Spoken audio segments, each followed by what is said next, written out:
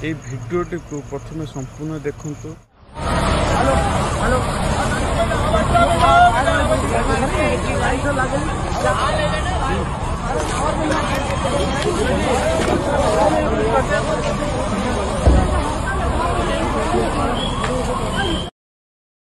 आज सब बहुत बड़ दुख खबर कौन के ना काली अहमदाबाद रु लंडन जाउथबा समय रे एयर क्रैश हो जाए।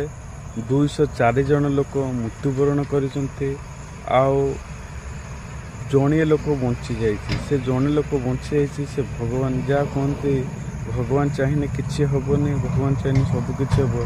सेहीपरि गोटे लोक मात्र बंची।